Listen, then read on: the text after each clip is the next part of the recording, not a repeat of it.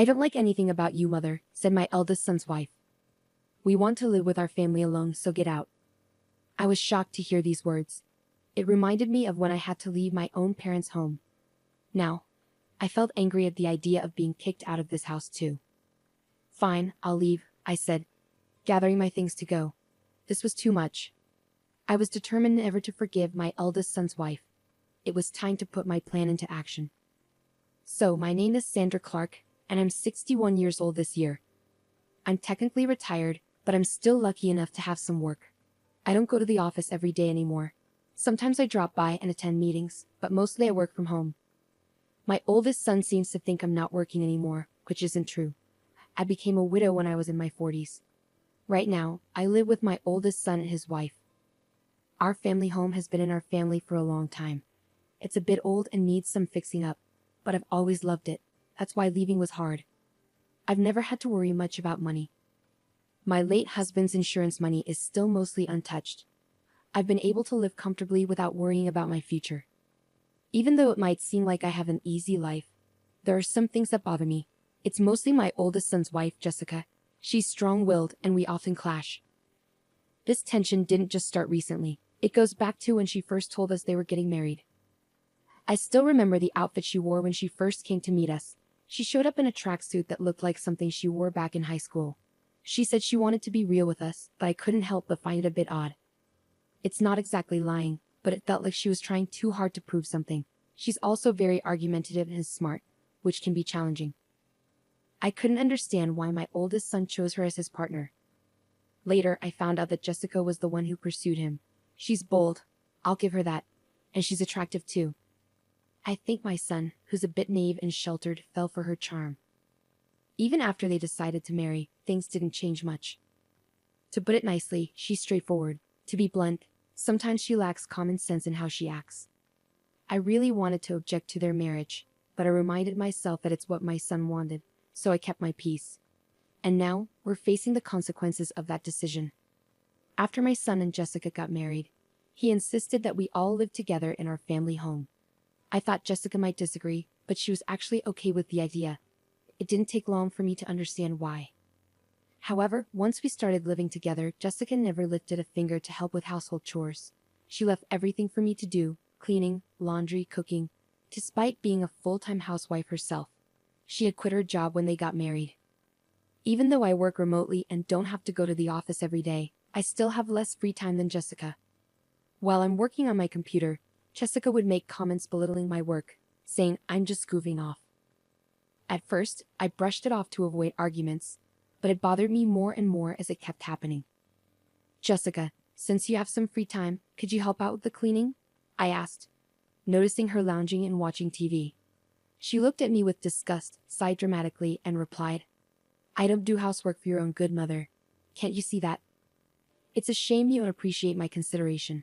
She had this strange theory where she believed if she did the housework, it would be bad for my health. According to her, seniors need to stay active, and doing chores would make me sedentary and possibly lead to dementia. So she was actually doing me a favor by letting me handle everything. Her reasoning was so bizarre it gave me a headache. Then she said something even more shocking. "I agreed to live together to keep you from slacking off, mother." She said it with a half smile, leaving me speechless. I regretted agreeing to live together more and more every day. Doing all the housework while being watched by Jessica was nothing but torture. Fed up with the situation, I decided to talk to my eldest son, but it wasn't to complain about Jessica. I decided to move to an apartment where I could live alone. The current house we're in is old and has many stairs, which became difficult for me after I hurt my back last year. I talked to my son about the challenges of living here, and then I moved to an apartment. Even though it felt like Jessica pushed me out, I don't regret leaving. The new apartment is a rental. It might be a bit big for just me, but I got a room big enough for my grandchildren to stay in the future. I had the inside designed just the way I like it, and it felt like my own little castle. But my happiness didn't last long because Jessica started coming over every day and staying until late. "The new apartment is really nice, huh? Maybe too big for you, Mom?" Jessica said, lounging on the couch. "Why don't you come back to your old home and do the chores? It's for your health and longevity." It's unbelievable that Jessica is telling me to go back to the old house and do the chores. During the day, she's so self-centered, it's overwhelming. I've already moved out. You need to take responsibility as the wife. I handle all the chores here, and my health checkups are always fine, Jessica. You don't need to worry about me. But Jessica just turned away, ignoring my words. Ignoring anything inconvenient was her usual tactic.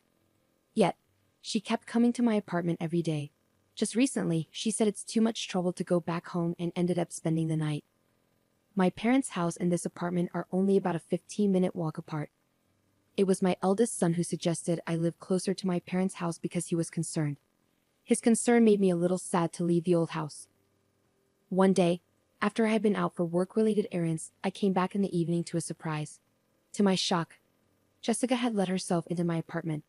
It seemed she used the spare key I had given to my son without my knowledge. Welcome back, she said, lying on the floor in front of the TV without even bothering to get up. Jessica, that spare key is for emergencies only, not for you to come in whenever I'm not home. I felt uneasy knowing she had been in my apartment while I was away. It was the first time I firmly told her so. She seemed surprised, as I usually let things slide quickly. She gave me an annoyed look, but I stood my ground. You really are a difficult mother-in-law. I can't stand that about you. Jessica started yelling at me. I can't stand anything about you, not even this apartment. We're a family, so you should leave. With that, she tried to push me out the door. It seemed Jessica couldn't bear the idea of me living in the apartment. She was upset that they were still in the old house while I was here, calling it unfair. James is paying the rent for this place, right? It wouldn't be strange for us, his family, to live here. That's what it means to live beyond your means. Jessica seemed to think my son was covering the rent for the apartment. This explained why she kept showing up here. In her mind, the apartment should have been for her family to live in. Fine, I'll leave, I said firmly, staring her down. I agreed to move out within 3 days, which seemed to surprise her. Right in front of her, I called the moving company and arranged for them to come in 2 days. As Jessica left feeling satisfied, I watched her go, already planning my next move. True to my word, I moved out. My new place was an apartment specifically designed for seniors. I decided to test it out for 2 weeks.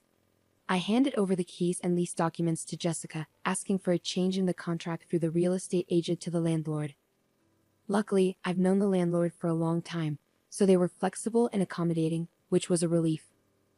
My eldest son was furious with Jessica for kicking me out. He's even considering divorce, but Jessica doesn't seem to care. In fact, she started living alone in my apartment, saying, "Well then, let's live separately." I'm amazed at how bold she is. But in 5 days, Jessica will find out the truth. While I was working from home, my phone started ringing incessantly. It was Jessica calling. I had been expecting this, so I had a recorder ready to record the conversation. I pressed the record button and answered the call. "Excuse me, Mother, what's the deal with the rent for this apartment? Why do I have to pay it?" Jessica started ranting as soon as I picked up the phone. She sounded flustered. "Well, Jessica, you're the current leaseholder, so it's only fair that you pay. Is there a problem?" I purposely kept my tone calm and relaxed to annoy Jessica. She seemed even more agitated but didn't back down. "But didn't James used to pay the rent here? We're not even divorced yet, so shouldn't James pay?" Jessica had told my eldest son about the rent issue, and he advised her to call me. The truth was, my son had never paid the rent. In fact, I had been financially supporting him. After retiring, I continued working as a consultant and advisor, earning a good salary. I was actually earning more than my son. I had been secretly helping him out because Jessica tended to spend a lot. "It's just a misunderstanding, Jessica. Originally, I was the one paying the rent for that place. I never made James pay a dime." Jessica seemed shocked and caught off guard by the truth. She quickly said what she wanted to and hung up the phone. Right away, I contacted my eldest son and played him the recorded conversation. "I've been putting up with it too, but I can't take it anymore. You feel the same way, don't you?" I knew my son was exhausted from dealing with Jessica's debts.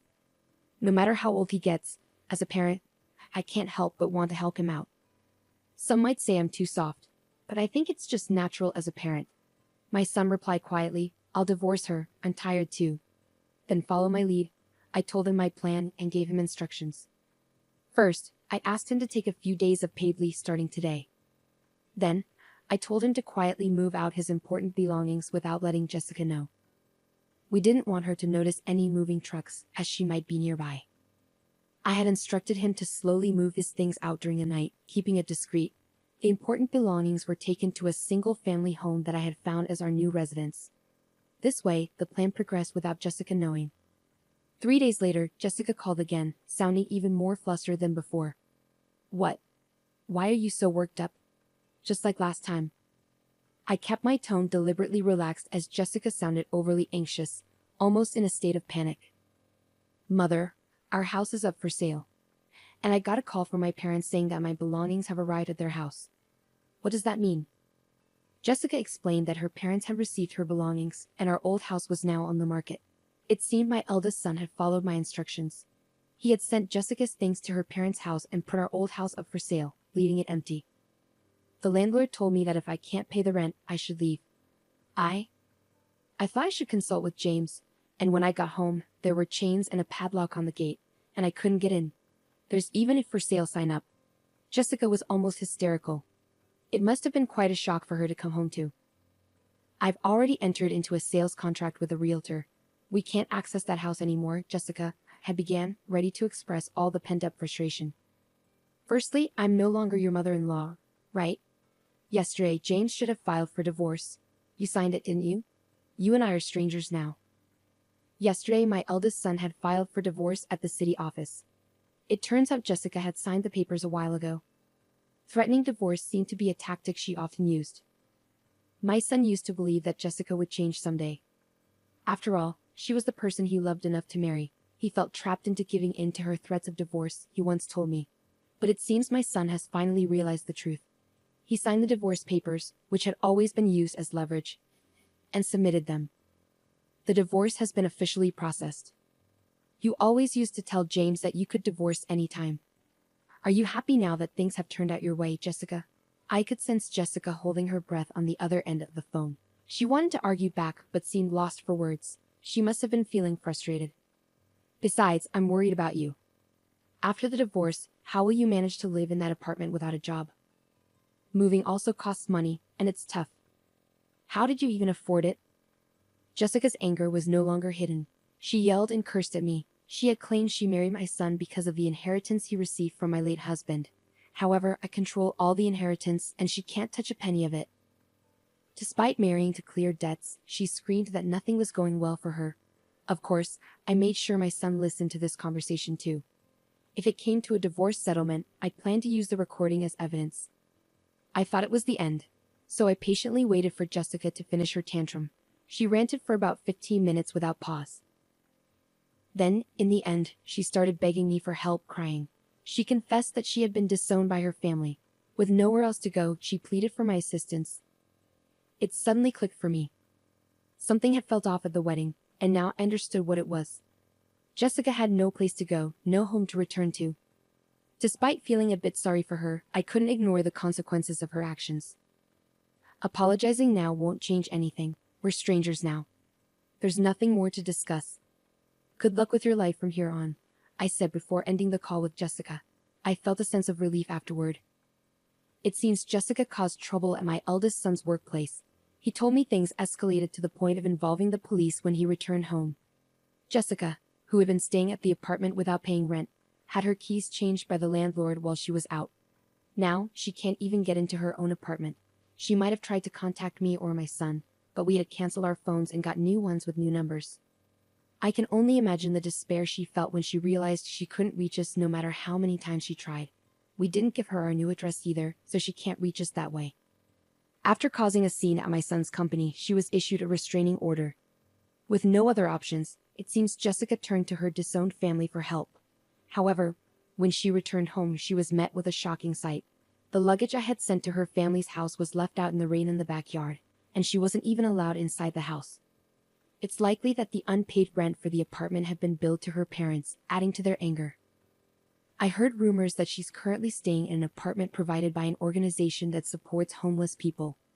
Without the ability to spend as she did before, she seemed stressed when I passed her on the street. I was stunned to see how much her hair had turned white and how dry her skin looked. She had changed so much. I hardly recognized Jessica at first.